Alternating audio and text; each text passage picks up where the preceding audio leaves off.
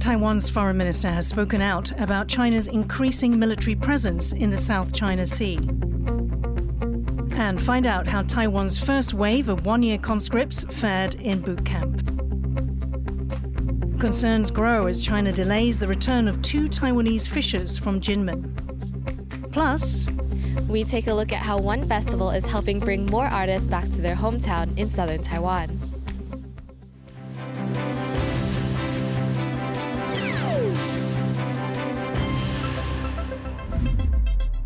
A warm welcome to TaiwanPlus News. I'm Yin Khvat. Taiwan's foreign minister is highlighting China's strong military presence in the South China Sea. This comes as tensions in the strategic waterway have been rising. Multiple countries, including Taiwan, have overlapping claims in the region. Our reporter, Joyce Zhang, is with us live in Taipei to discuss the situation. Joyce, what's the latest? Taiwan's Foreign Minister Joseph Wu said today that China has built large military bases on multiple islands in the South China Sea close to the one island that Taiwan controls, and that's known as Taiping or Ituaba. Now, just earlier this week, though, Taiwan's Coast Guard has completed a sand dredging project there to allow larger Coast Guard vessels more space to patrol the area. Now, China, Vietnam, and the Philippines have all made claims over this island. And so in Taiwan, some lawmakers from the opposition Kuomintang have called on President Tsai Ing-wen to travel there before she leaves office to reaffirm Taiwanese sovereignty of this island. But Foreign Minister Wu says now might not be the best time. 目前的 timing 是不合适，因为我们看到的南海地区真的是战云密布啊，每天都大约有20艘的这个军舰，中国的空军。都会想办法去拦截，而且有时候拦截的这个作为是相当的挑衅。 Now, these growing tensions in the South China Sea have been in the global spotlight recently. Joyce, what's changed? Why are we seeing this now? Well, recently we've seen some clashes between the Philippines and China in these waters. Just a couple weeks ago, a Chinese Coast Guard ship blasted a water cannon on a Philippine resupply ship, shattering its windows and injuring 4 servicemen. And this is just one of several examples of China trying to reaffirm its claim of the South China Sea. Beijing says that the entire area is theirs, even though the UN has rejected this. Now, China's military has always had a presence here, but it's becoming more aggressive, and countries in the region are becoming more nervous, and this is with good reason. This is a major economic hub. A third of global supply passes through these waters, and the concern here is that one of these clashes could escalate into a conflict that would seriously disrupt trade. This area will definitely be closely watched around the world. Thank you, Joyce. That was our reporter Joyce Zhang live in Taipei. Taiwan's first wave of one-year conscripts are taking their final basic training test. It's part of Taiwan's effort to boost its defense and make sure as many young men as possible know what to do in the event of a conflict. Jaime Ocon reports. Crawling through rough terrain, providing first aid, and moving as a team under enemy fire. These are just some of the skills Taiwan's first batch of one-year conscripts must master to graduate from basic training into the rest of the military. 难的话可能就是打靶，因为从前完全没有接受过相关的训练，但经过班长的教导以及带领之后，我最后一次练习是满靶。 The training program is part of efforts to boost the country's combat readiness, as Taiwan faces a growing threat from China, which seeks to take over the country. In response, Taiwan extended mandatory military service from 4 months to a year in 2022 and reformed parts of its training and defense strategy. This included extending basic training from 5 weeks to 8 weeks and unit training with other parts of the military from 8 weeks to 44 weeks. Recruits also now fire 800 live rounds, up from about 200 bullets previously. And a boost to monthly pay means conscripts now earn $830, up from $200. But the military says that the biggest change, aside from the longer training period, is a focus on more realistic combat training and working more closely as a team. These recruits started training 8 weeks ago, and officials here are proud of the results and the skills these conscripts have learned. 相信各位媒体朋友也可以感受到，他们从第一天报道到今天期末测验，他们不管是身心灵，其实都有得到一个很大幅度的成长。那我这边也期许他们在下部队之后，能够有一个很好的一个发展，能够顺利退伍。The military is on track to train over 9,000 conscripts this year. But these young men won't be on the front lines in a potential conflict. They'll play military support roles. Analysts say the extended service program is not a solution to Taiwan's low recruitment problem. Even though the number of conscripts is going up, and so therefore that drives the overall number of people that Taiwan has in its military, they're not a replacement for regular forces. I mean, regular forces get more intensive training, they get more persistent training. With more people in the military, analysts now say that Taiwan faces the problem of organizing different troops together. The extended conscription period is intended to help with conducting more complex training, like joint operations. The integration between conscripted forces with the regular forces is absolutely essential. The last thing you want is to have a bunch of reservists or conscripted forces who don't know where they should be.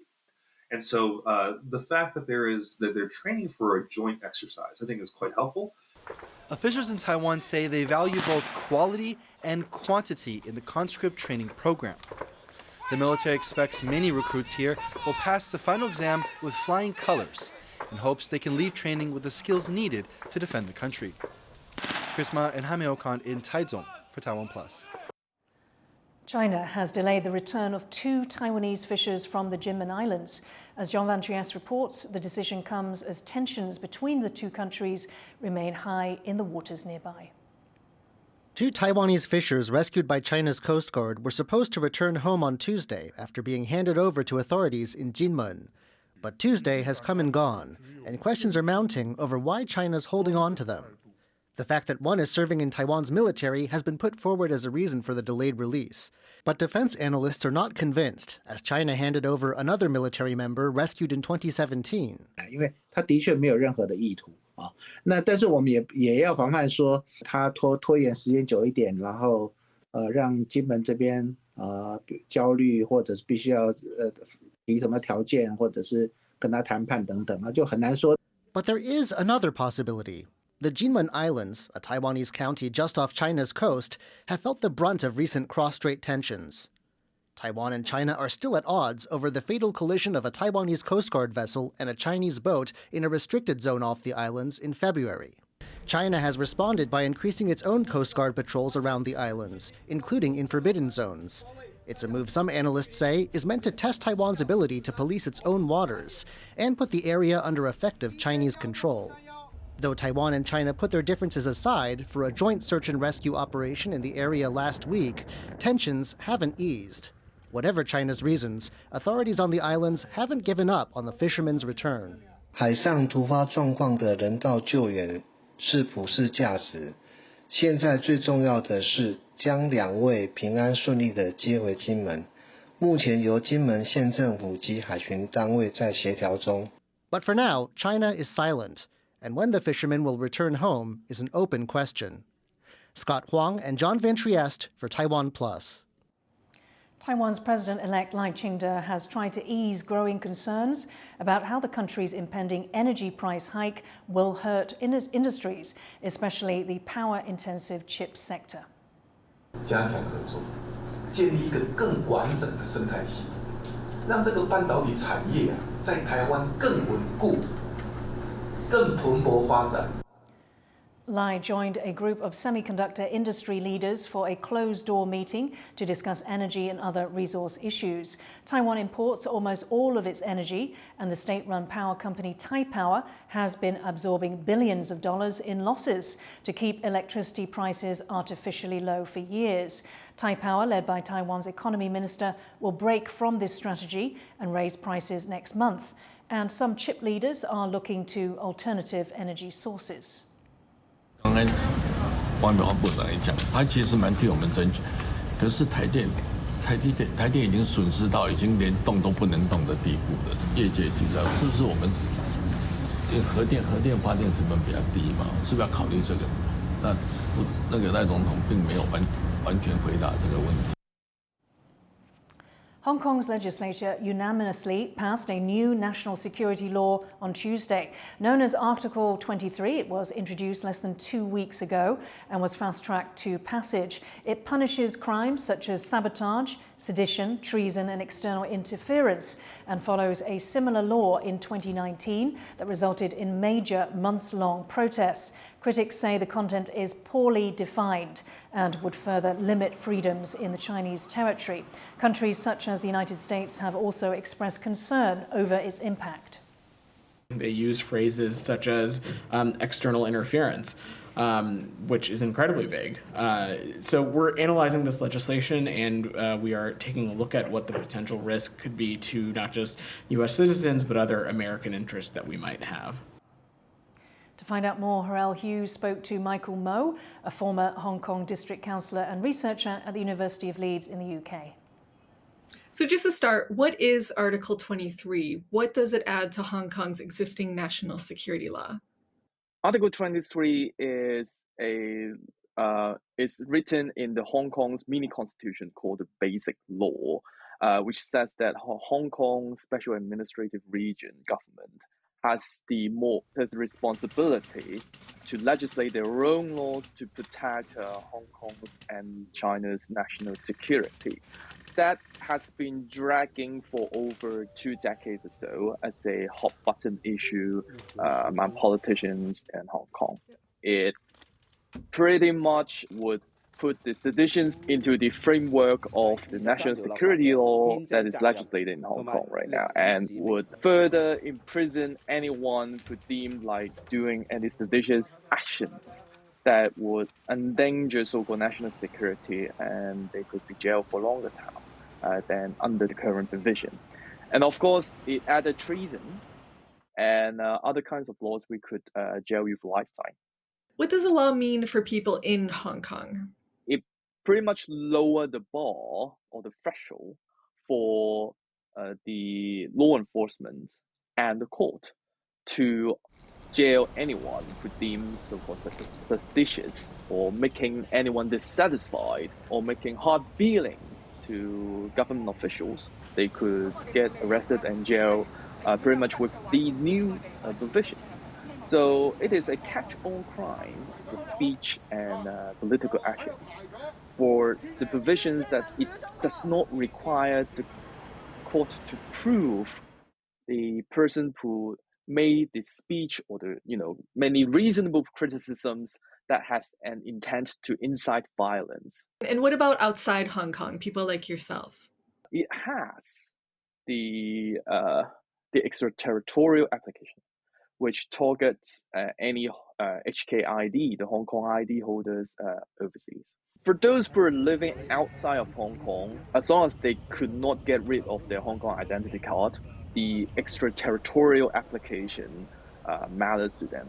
For instance, if they make criticisms or even join June 4th massacre vigils in the UK, for instance, and being spotted, photoed, and being identified, they might be in trouble when they're going back home. The law received unanimous support from all 89 lawmakers, and it even got an unprecedented vote from the legislative president. What can we take away from that? We all know this is a patriot-only legislature, and it has become nothing but a rubber stamp.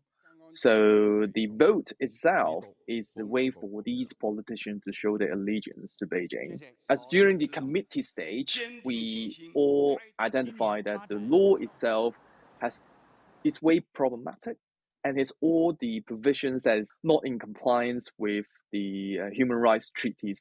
Still, we don't see any legislative member raise this kind of concerns.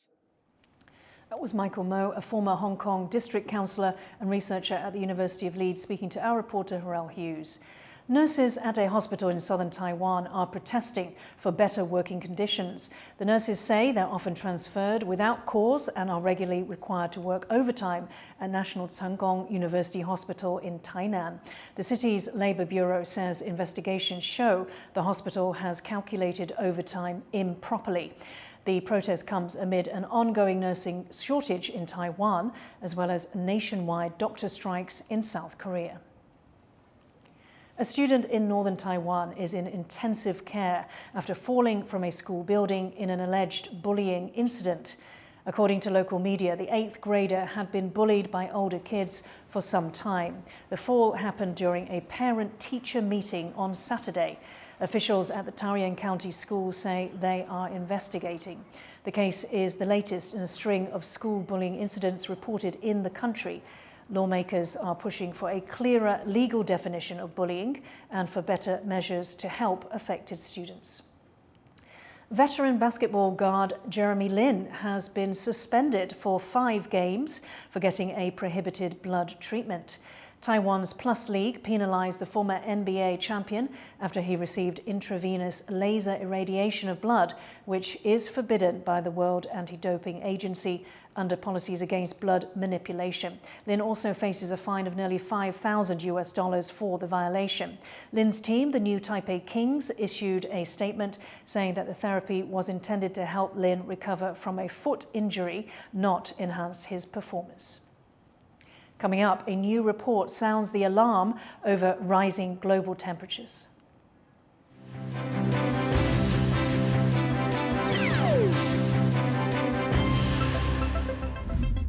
We bring you stories from Taiwan. Every day of the week. Our reporters travel the nation.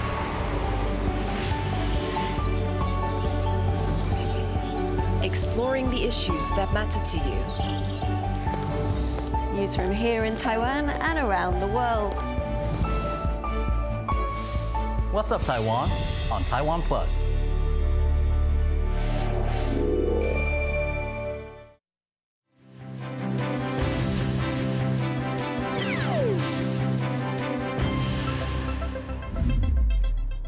Welcome back. You're watching Taiwan Plus News. An annual cultural festival is attracting young artists to the southern Taiwan countryside. Tiffany Wong went to take a look. Taking a walk down memory lane, Wang Zhaoqian has been a pioneer in the Jiayi art scene for decades. Growing up, he says the southern Taiwan county was a lonely place for artists. Wang left his hometown to study theater arts in Taipei, but knew early on that he wanted to return to change that for future generations. I told my friends, though, that I want to go to Chiayi. They just told me, are you crazy?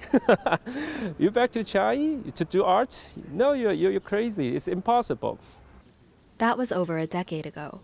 Now, Wang is the founder and curator of the Grass Straw Festival, one of the largest performing arts festivals in the county, which has transformed the area's art scene. The Grass Straw Festival 它吸引了越来越多的返乡青年加入，你会看到户外的市集啊，户外的演出，它其实都是返乡的青年组合而成的。